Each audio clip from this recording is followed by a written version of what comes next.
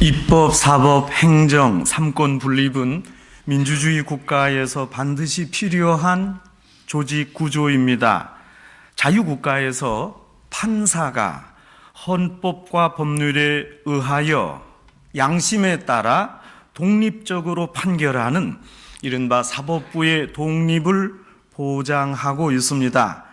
판사가 고소고발에 대한 재판을 진행하는 중에 원고와 피고는 각각 자기 논리를 주장하면서 증인을 채택하고 신문합니다.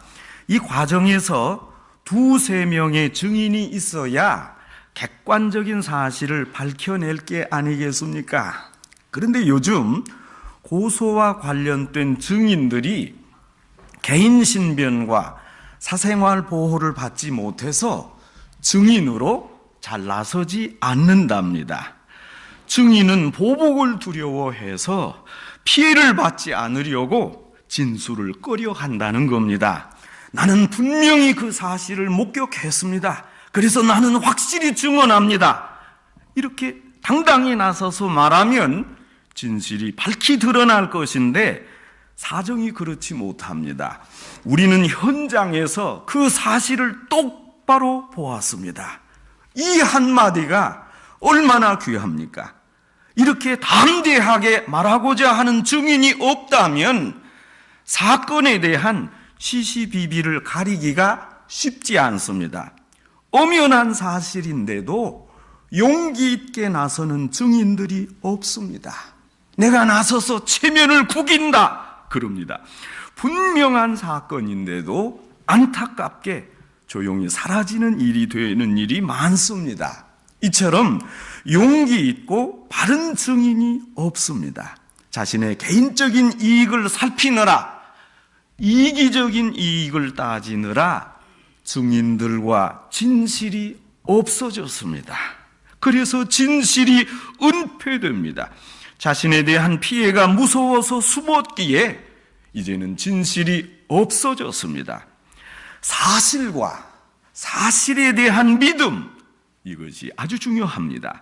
사실과 그 사실을 믿는 믿음 간에 긴장 관계가 있습니다. 아무리 사실이라 하더라도 내가 믿지 않으면 그건 사실이 아닙니다. 적어도 내게는 사실이 아닙니다. 틀림없이 엄연한 사실이건만 사람들은 자신의 생각을 합리화해서 사실로 받아들이지 않습니다. 그래서 사실과 그 사실을 믿는 나 사이에 간격이 있습니다. 그러나 여러분, 내가 이해를 하든 안 하든 사실은 사실입니다. 내 마음에 들든 안 들든 객관적 진실은 존재하는 것입니다. 진실을 진실로 받아들이고 그 진실을 바르게 믿을 수 있다면 이 사람은 행복합니다. 사실과 사실에 대한 믿음이 동일하기 때문입니다. 사실은 있는데 내가 믿지 못합니다. 그러면 언제나 골치 아픕니다. 여러분, 그럼에도 불구하고 사람들은 종종 자기 판단으로 만사를 쉽게 이해합니다. 그래서 자기 기분에 따라 엄연한 사실을 부정하고 틀린 것을 옳다고 긍정하는 오류를 범하게 됩니다. 얼마나 안타깝고 한심합니까? 예수님께서 부활하신 일, 이것은 엄연한 사실입니다. 예수님이 십자가에 돌아가시고 3일 만에, 더 정확히 약 40시간 후에 부활하셨습니다. 그러나 예수님 당시에서부터 지금까지 이런 부활을 믿는 사람이 있고 믿지 않는 사람들이 있습니다. 부활이라는 사실과 부활 사실을 믿는 믿음 간에 큰 괴리가 있습니다. 부활이라는 엄연한 사실이 있었습니다. 그런데 각자가 믿지 않습니다. 이 간극이 너무나 큽니다. 역사적으로 확실했던 사건, 부활을 안 믿고 있습니다. 부활을 믿지 못합니다. 어떤 사건이건 믿는 사람이 있고 안 믿는 사람이 있습니다. 여러분, 예수님이 분명히 부활하셨습니다. 그런데 성경에 보면 부활을 믿었더라 그런 표현보다 오히려 의심하더라. 그런 내용이 더 많습니다. 누군들 그걸 의심하지 않을 수 있겠습니까? 어찌 보면 부활을 의심하는 건 당연합니다. 인간의 머리로 따지기에 너무나 엄청난 사건이기에 그렇습니다. 그러나 믿었습니다. 인간의 생각 한계를 넘어서는 신앙의 사건이기에 그렇습니다. 그러나 믿음을 가지게 된 순간 엄청난 그 일, 부활을 알게 되고 믿었습니다. 부활을 믿으면 예수님의 부활뿐만 아니라 이제 더 나아가서 나 자신도 부활한다는 놀라운 기적을 믿게 됩니다. 부활을 믿지 않을 때에는 엄연한 사실 부활도 내게 아무 의미가 없습니다. 부활 사실을 믿을 때 부활에 대한 믿음을 갖게 되는 것입니다. 여러분, 그래서 부활 사건과 부활 신앙, 이 둘 간에 아주 중요한 관계성이 있습니다. 예수님을 모른다고 3번이나 부인했던 베드로는 예수님 앞에 설 수 없는 배신자요, 부끄러운 사람입니다. 그런데 예수님이 부활하셨습니다. 그리고 부활하신 예수님이 베드로를 만나 주십니다. 부활하신 예수님을 만나자 베드로는 감격했습니다. 그날로부터 베드로는 새 사람이 됩니다. 여러분, 그런데 이상하게도 성경은 이렇게 증거합니다. 베드로가 그날로부터 예수님을 만났던 그 순간부터 새 사람이 되었다, 그런 기록이 없습니다. 예수님을 몇 번 만나고 부활하신 게 확실한 듯하다, 이렇게 생각한 듯합니다. 예수님의 부활 사건이 분명한 사실을 알았음에도 불구하고 베드로는 이상하게 행동했습니다. 나는 물고기 잡으러 고향으로 가노라. 베드로가 이전 자신의 직업으로 돌아갑니다. 부활을 보았습니다. 부활하신 예수님을 만났습니다. 그런데 왜 이렇게 되는 겁니까? 예수님, 제가 이제 부활하신 예수님을 따르겠습니다 해야 될 거 아니겠습니까? 그런데 베드로는 이전 자신의 직업으로 돌아갑니다. 여러분, 우리는 이 점을 깊이 생각해야 합니다. 예수님의 부활, 그 객관적인 사실과 나 사이에 도대체 무슨 관계가 있습니까? 부활을 사실로 믿은들 그것이 내게 무슨 의미가 있습니까? 아직도 부활 사실과 내가 믿는 신앙 사이에 큰 괴리가 있습니다. 부활 자체를 믿는 것에 성령님이 역사하셔야 됩니다. 그래야 객관적인 사실인 부활을 내가 확실히 믿을 수 있습니다. 여러분, 그래서 부활절인 오늘과 이제 7주 후에 있게 될 오순절 사이에 아주 중요한 관계가 있습니다. 오순절이 없는 부활절은 객관적 사실과 진리로만 남습니다. 부활절이 없는 오순절은 덧없는 신비주의에 빠지게 됩니다. 그래서 부활절이 있은 후에 오순절이 확실히 있어야 합니다. 성령님이 강림하셔서 믿음을 확실하게 보증해 주어야 합니다. 우리의 신앙은 이렇습니다. 예수님이 오신 성탄절이 구원의 시작입니다. 십자가 죽음을 이기시고 부활하신 부활절 신앙이 믿음의 절정입니다. 성령님이 강림하신 성령 강림절은 우리의 믿음을 확실하게 보증해 주십니다. 성령님의 역사로 우리의 신앙이 이렇게 확고해집니다. 여러분, 이렇게 사건과 믿음, 이것이 서로 연합해서 귀중한 역사를 이루어냅니다. 결국 베드로는 오순절에 성령 강림으로 비로소 새 사람이 됩니다. 부활하신 예수님을 만나고 40일간 아무 역사가 없었습니다. 승천하시면서 너희는 예루살렘에 머무르라, 기도하라, 모여 전심으로 기도하라. 이제 열흘 후에 성령 강림을 당하고 성령으로 충만할 때 베드로가 부활의 신앙을 확실히 갖게 됩니다. 그 전에 베드로가 물고기를 잡으러 갔을 때 예수님이 찾아가셔서 친히 말씀하셨습니다. 내가 나를 사랑하느냐, 내 양을 먹이라. 다정한 예수님의 음성을 들었습니다. 꾸짖지 않으시고 사랑으로 용납하신 그 예수님께 감격했습니다. 그러나 그것으로 충분하지 않았습니다. 그런 감격으로만 별 도리가 없었습니다. 돌아오지 않았습니다. 계속 업으로 있었습니다. 그러나 베드로가 성령 충만하게 될 때 그 부활하신 예수님으로 인해 확실한 부활신앙을 가지게 됩니다. 부활신앙을 소유했을 때 베드로가 부활의 증인으로 새로운 인생을 시작하게 됩니다. 그 누구라도 꺼리는, 내 신변 보호를 두려워해서 꺼리는 증인으로, 예수님이 부활하셨다 하는 증인으로 베드로가 나서게 됩니다. 대제사장 가야바와 빌라도, 사두개인들과 바리새인들이 모두 모의해서 예수님을 십자가에 못 박아 죽였습니다. 그리고 예수님을 죽였던 그 장본인들이 당시 엄연히 살아 있었습니다. 저들은 예수님이 죽어 마땅하다 해서 엉터리 재판을 했고 예수님을 이상하게 정죄해서 십자가에 못 박았습니다. 과정이야 어찌 되었건 빌라도가 예수님이 죽어야 한다 해서 십자가에서 처형했습니다.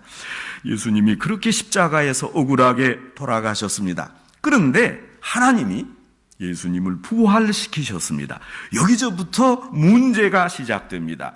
모두 예수님을 죄인이라 해서 죽였는데 하나님은 예수님은 의인이구나 하고 다시 살리셨습니다. 그러면 이 순간 예수님을 십자가에 못 박은 사람들이 죄인이 되는 겁니다. 죄인이라 해서 죽였는데 아니다, 의인이다 하나님이 살리셨다면 이제 죽인 그 사람이 죄인이 아닙니까? 남을 고소했는데 피고소자가 무죄라면 고발한 사람이 벌을 받아야 합니다. 의인 예수님을 죽인 사람들이 죄인이 되는 순간입니다. 의인 예수님을 죽였으니 죽인 그 사람들이 죄인이 돼서 벌을 받아야 합니다. 이제 제자들이 예수님이 부활하셨습니다, 예수님의 부활 이렇게 외칠 때 사실 여기에 많은 메시지가 담겨 있습니다. 예수님은 죽어야 할 뿐이 아니었습니다. 그러니까 이제 예수님을 죽인 사람들, 당신들이 응분의 대가를 받아야 합니다, 그런 뜻입니다. 예수님 죽인 사람들이 이제 죽임을 당해야 합니다, 그런 의미입니다.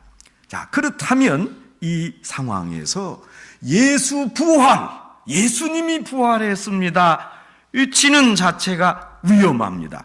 지금 나라의 종교와 정치를 장악한 사람들이 예수님을 죽였는데 예수 부활을 외치면 가만 놔두겠습니까? 당장 체포 처형입니다. 그래서 예수님을 죽인 사람들은 예수님의 부활을 증거하는 사람들을 모조리 잡아 죽이고자 했습니다. 그러니까 예수님 부활했습니다 이 한마디 할 때는 죽을 각오를 해야 했습니다. 예수님과 함께 십자가에 못 박혀 죽을 각오를 하고야 예수님 부활 이 한마디를 말할 수 있는 거예요. 예나 오늘이나 여러분 증인에게는 이토록 용기가 필요합니다. 아주 신성한 스트레스가 있습니다.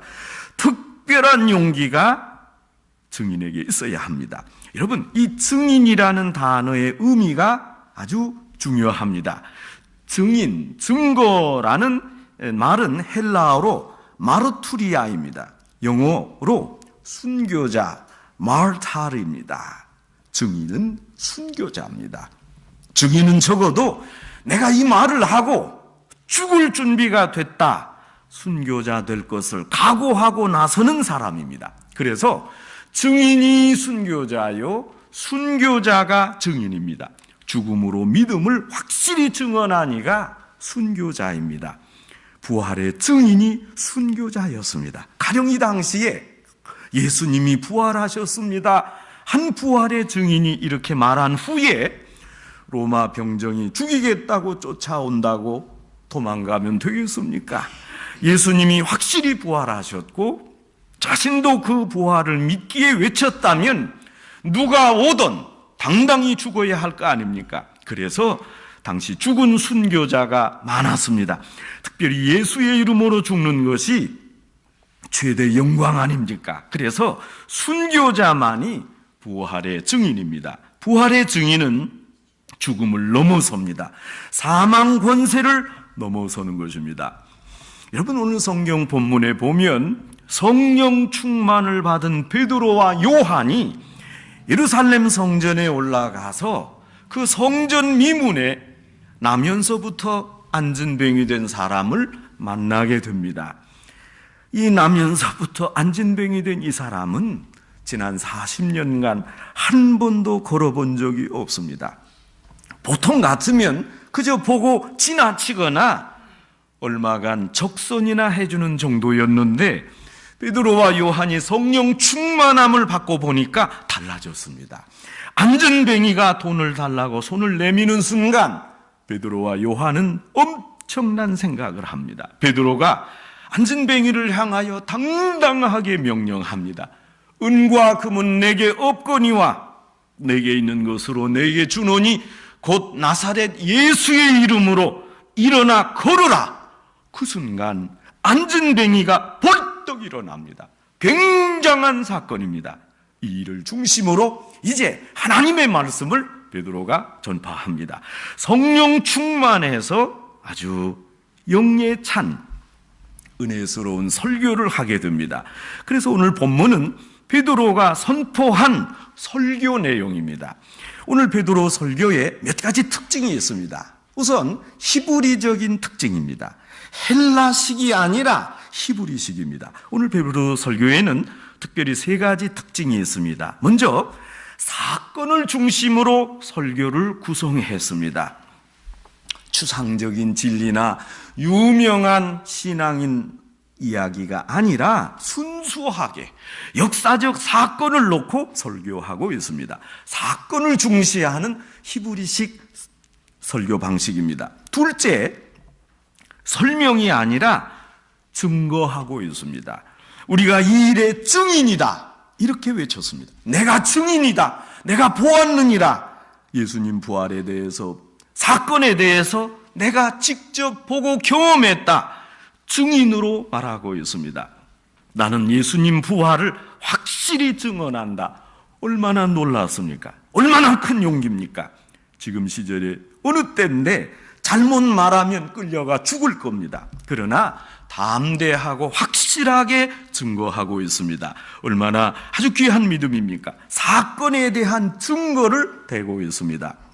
셋째 특징은 이 안진뱅이를 일으킨 사건이 바로 그리스도의 십자가와 부활 사건에 연결된다는 점입니다. 이 이적이 거저 이루어진 게 아닙니다. 부활하신 그리스도가 오늘 이 자리에서 그 일을 이루신 것이라고 베드로가 외쳤습니다. 베드로 설교는 지금 그 점을 증거하고 있습니다. 이런 이적이 일어나자 모든 백성이 크게 놀라서 솔로몬 행각으로 모여들었습니다. 40년 된 안진뱅이가 일어났으니 얼마나 놀라운 일입니까? 그때 베드로가 설교하면서 이 청중들에게 두 가지 질문을 합니다. 여러분들은 왜 이 일을 기이 여깁니까? 왜 이상하게 여깁니까? 또 하나는 왜 우리를 주목합니까? 이 질문에는 상당한 의미가 담겨 있습니다. 안진뱅이가 일어난 것을 이상하게 여길 게 없다는 겁니다. 또 이 이적은 하나님이 역사한 것이지 나 베드로나 요한이 한 게 아니라 하는 겁니다. 그러므로 왜 우리를 바라보느냐? 우리가 한 게 아니다. 우리를 굉장하게 쳐다보지 말라. 그런 의미입니다. 하나님은 전지전능하십니다. 죽은 사람도 살려내는데 안진뱅이 한 사람 못 일으키겠습니까? 베드로는 이 안진뱅이가 일어난 사건을 십자가와 연결시킵니다. 40년 된 안진뱅이가 일어나자 베드로가 담대하게 십자가 복음을 전합니다. 십자가 사건은 몇 사람의 이야기가 아니라 바로 이 설교를 듣는 당신들의 이야기입니다. 이렇게 선포합니다. 예수님을 십자가에 못 박아 죽일 때 그 일을 여러 사람들이 함께 도모했습니다. 가룟 유다가 예수님을 팔았고, 가야바가 고소했고, 빌라도가 재판을 했고, 로마 군인이 십자가에 예수님을 못 박았습니다. 베드로는 여기에 하나 더 추가합니다. 한 사건을 더 말합니다. 너희가 그 앞에서 부인하였다. 여기 앞에 모인 사람들이 예수님을 직접 못 박지는 않았지만 그렇다고 책임을 면할 수 없습니다. 몇 사람의 충동으로 예수를 십자가에 못 박으라 소리 지른 그 군중 역시 간접적으로나마 예수님을 죽인 죄인이라고 증거합니다. 예수님을 십자가에 못 박은 사람은 그러므로 바로 나 자신이다. 이것을 강조하고 있습니다. 이 관계성을 이해해야 됩니다. 우리 모두가 예수님을 십자가에 못 박았습니다. 이것이 오늘 베드로 설교의 주제입니다. 둘째, 베드로는 그 사건 앞에서 예수님의 부활을 증거하고 있습니다. 하나님이 죽은 자 가운데서 살려내셨다고 증거합니다. 이제 우리는 우리 죄로 말미암아 죽을 것이로되 하나님이 우리를 살리셨습니다. 독생자를 통해 살리셨습니다. 우리는 어디에서나 부활을 증거해야 됩니다. 부활을 찬양해야 됩니다. 오늘 사실 우리는 부활을 찬양하러 교회에 모였습니다. 예수님의 부활을 기념하는 겁니다. 부활 사실을 내가 믿고 그리고 성령님 충만함으로 내가 부활 신앙을 가지게 됩니다. 여러분, 그래서 오늘은 큰 부활절이요, 1년 중에 한 번 있는 큰 부활절이요, 매주일은 작은 부활절입니다. 예수님의 부활을 기뻐하고 찬양하며 모여 헌신하는 무리가 교회입니다. 예수님의 부활을 증거하는 공동체가 교회입니다. 예수님의 부활을 굳건하게 믿는 이들이 바로 신앙인입니다. 여러분, 신앙은 세 가지 영역을 갖추어야 합니다. 첫째, 성서적 지식입니다. 성경의 지식 없이는 잘못된 신비주의에 빠질 수 있습니다. 둘째, 경험입니다. 신앙적 체험이 없으면 신념과 관념주의에 빠집니다. 체험 없는 믿음은 약합니다. 흔들립니다. 셋째, 봉사입니다. 봉사가 없으면 믿음이 자라지 않습니다. 봉사로 신앙을 나타내고 믿음을 증거하게 됩니다. 열매로 그 나무를 알 수 있듯이 봉사로 신앙의 깊이를 알 수 있습니다. 베드로는 부활 사건 앞에서 부활 신앙을 가지고 사랑을 실천하며 지금 이 큰 사역을, 힐링 사역을, 신유의 역사를 일으키고 있습니다. 베드로는 부활의 신앙의 증인으로 살았습니다. 부활하신 예수님에 대한 믿음의 증인으로 사역했습니다. 용기를 가지고 거침없이 온전한 자유인으로 살았습니다. 이런 마음으로, 이런 자세로 사역을 감당할 때 하나님이 베드로와 함께 하셔서 큰 표적이 따랐습니다. 오늘 성경에 보는 바와 같이 성전 미문에서 나면서부터 안진뱅이 된 사람을 일으켰습니다. 이로 인해서 사람들이 깜짝 놀랄 때 베드로가 겸손하게 증거합니다. 놀랄 게 없느니라. 왜 놀라십니까? 당신들이 죽인 예수님이 부활하셔서 나와 함께 계시고 지금 여기에서 이런 엄청난 표적을 주셨습니다. 이렇게 설교했습니다. 오직 부활의 능력으로, 부활의 증인으로 살 때 여러분, 우리에게 큰 소망이 있습니다. 비록 모순되고 어려운 세상을 살지만 이게 진실인가 드러낼 수 없는 이런 이 세상을 살지만 우리는 밝은 저 미래를 바라볼 수 있습니다. 절망으로 한없이 떨어지는 역사 속에서도 용기 있고 생명력이 넘치는 담대한 증인으로 살게 될 것입니다. 왜 그렇습니까? 부활 신앙 때문에 그렇습니다. 예수님이 부활하셨습니다. 성령 충만함으로 부활 신앙을 가지면 소망 중에 저 먼 미래를 바라보고 살게 됩니다. 성도 여러분, 우리의 믿음이 확실해져야 합니다. 신앙의 바탕이 튼튼해야 합니다. 특별히 부활 신앙을 가져야 합니다.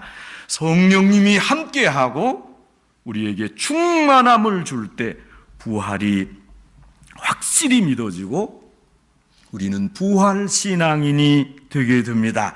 성령 충만하여 부활 사건을 믿고 부활 신앙을 가지고 이제는 모든 일에 앞장서고 긍정적으로 우리에게 다가올 저 밝은 종말을 바라보는 성도 여러분 되시기를 주님의 이름으로 축원합니다.